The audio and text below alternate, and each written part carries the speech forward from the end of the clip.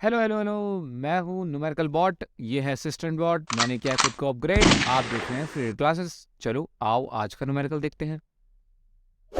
आज के न्यूमेरिकल में क्या है? The vapour pressure of pure liquids A and B are 450 mm and 700 mm of mercury respectively at 350 Kelvin. Calculate the composition of the liquid mixture if the total vapor pressure is 600 mm of mercury.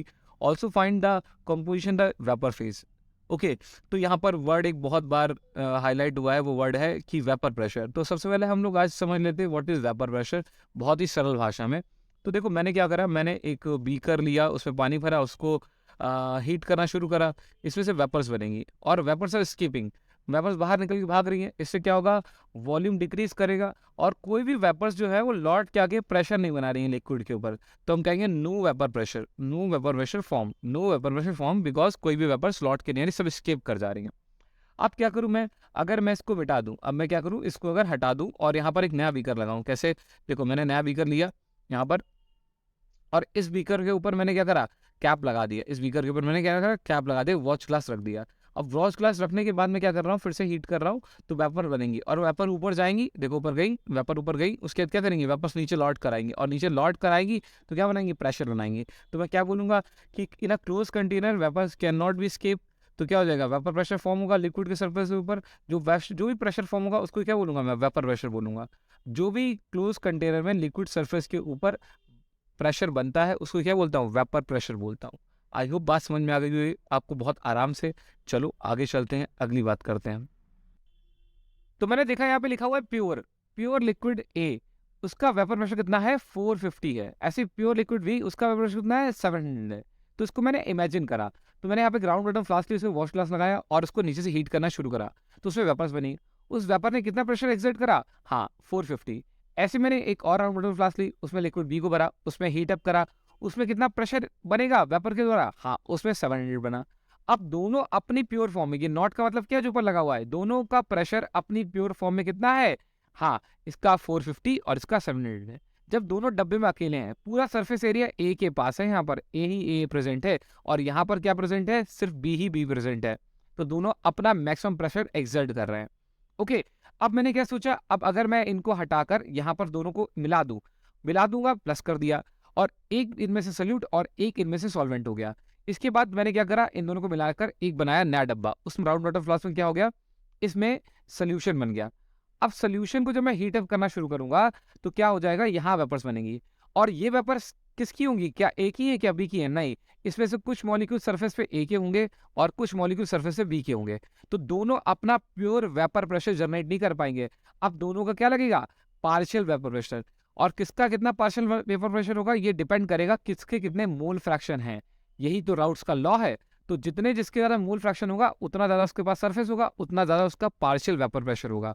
और अगर आप दोनों के partial pressure को जोड़ दोगे तो total vapour pressure बन जाएगा, जो कि क्वेश्चन में गिवन है 600 mm ऑफ मरकरी। तो मैं कह सकता हूं अकॉर्डिंग टू डाल्टन्स लॉ क्या होता है? पार्शियल प्रेशर ऑफ गैस ए और बी को जोड़ दो तो क्या बन जाएगा? आपका टोटल प्रेशर बन जाएगा। आई होप आपको क्वेश्चन में पहली लाइन का मतलब समझ में आ गया हो। दूसरा है कैलकुलेट द कंपोजिशन। तो अब हमें इनके मोल फ्रैक्शन को निकालना है। आओ आगे चलते हैं।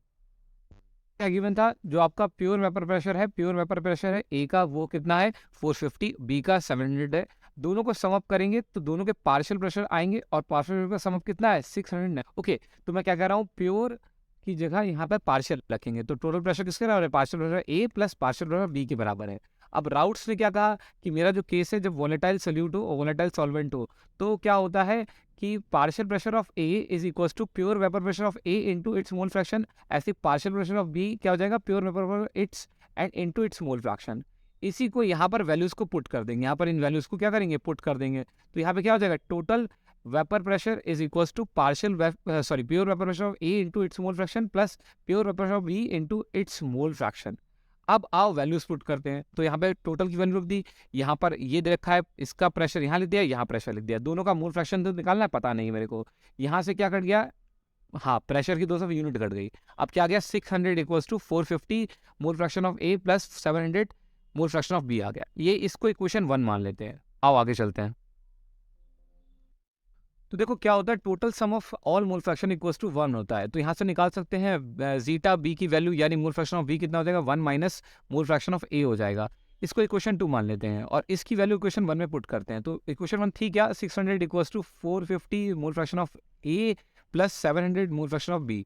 अब यहाँ पे वैल्यू रख देते हैं किसकी, बी की। तो यहाँ पे वैल्यू रखी, यहाँ पर जीटा ए के टर्म में वैल्यू बी की आ गई। अब हम क्या करेंगे, इसको सॉल्व करेंगे। सॉल्व करने पे क्या आएगा, यहाँ पर 600 minus 700 equals to 450 minus 700 equals to zeta a. इसको और सॉल्व करेंगे, 100 इक्वल्स टू 250 जीटा ए आ गया, यानी मोल फ्रैक्शन ऑफ ए आ गया। तो मोल फ्रैक्शन ऑफ ए कितना हो जाएगा, 100/250। इसको सॉल्व करेंगे कितना आएगा, 2/5। तो पहला काम हो गया, क्वेश्चन में एक का मोल फ्रैक्शन मिल गया। किसका, हमें ए का मोल फ्रैक्शन मिल गया, हमें लिक्विड ए का मोल फ्रैक्शन मिल गया। अब इक्वेशन 2 में उठा के ए की वैल्यू रख देते हैं। तो यहाँ से क्या हो जाएगा, पुट इन 2। अब हमने वैल्यू रखी तो कितना मिल जाएगा हमें, हाँ हमें अपना बी का मोल फ्रैक्शन मिल जाएगा 3/5। तो दोनों के मोल फ्रैक्शन मिल गए, याद कर लो कितने, 2/5 और एक के कितने 3/5 है। अब आप समझ गए कि इसमें से ये वाला आपका क्या है, सोल्यूट है कि सॉल्वेंट है। तो ये सॉल्वेंट है और ये आपका क्या है, ये आपका सल्यूट हो गया। क्योंकि जो कम होता है वो सोल्यूट, जो ज़्यादा होता है वो सॉल्वेंट होता है।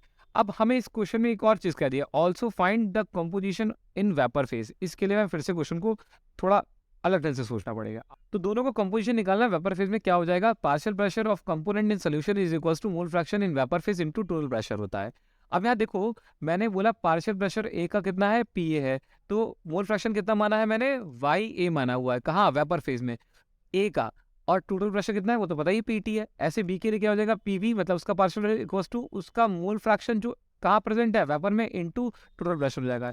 यहाँ से वाई ए की वैल्यू निकालेंगे तो वाई ए इक्वल्स टू क्या हो गया, P A by P T. ऐसे वाई बी की वैल्यू निकालेंगे कितना हो जाएगा, हाँ P B by P T हो जाएगा। तो ये दो इक्वेशन हमने बना ली। लेकिन अब समस्या ये है कि मुझे पार्शियल प्रेशर भी नहीं पता है कि पार्शियल प्रेशर ए कितना है, पार्शियल प्रेशर बी कितना है। तो इसको फटाफट पीछे वाले लॉ से निकाल लेते हैं जो राउट से पहले देखा था। तो अकॉर्डिंग टू राउट्स लॉ क्या है, हाँ partial pressure of A is equal to क्या है, इट्स का total mole fraction into its का प्योर वेपर प्रेशर। ऐसे बी के लिए भी सेम इक्वेशन है। तो वैल्यूज रख देते हैं। तो 450 इसका प्रेशर आया था, पार्शियल प्रेशर, और इसका मोल फ्रैक्शन मल्टीप्लाई करेंगे, काटेंगे पीटेंगे, और आंसर कितना देगा, इसका पार्शियल आ जाएगा 180 आ जाएगा। अब बी का निकाल लेते फटाफट से। तो बी का कितना था, बी का था यहाँ पर 700 प्योर का, और मोल फ्रैक्शन कितना आया, 3/5 आया था। और यहाँ से निकालेंगे काट पीट के, तो इसका कितना आ जाएगा, 420 mm ऑफ मरकरी। दोनों का पार्शियल प्रेशर निकाल लिया। बी का एक तरीके से और निकाल सकते थे, क्या, टोटल माइनस कर देते ए का, तो बी का निकल आता, तब भी कितना आता, 420 आता। और ये ज़्यादा आसान है और सरल है, तो इसी से हमेशा करो, बढ़िया रहेगा। अब क्या करेंगे, इनकी वैल्यूज उठा के यहाँ रख देंगे। और टोटल तो पहले से पता है हमें कितना है, 6 है, 600 है ना। टोटल को पहले से पता है, दोनों का पार्शियल प्रेशर मिल गया। चलो वैल्यू निकालते जल्दी से। हमें मिल गया Y A is equals to क्या था, P A by P T. और इसमें वैल्यू रख देंगे तो 180 partial pressure divide by total pressure कितनी आ गई, हाँ वाई ए कितना आ गया, 0.3 आ गया। तो मोल fraction of A in vapour phase कितना हो गया, 0.3 हो गया।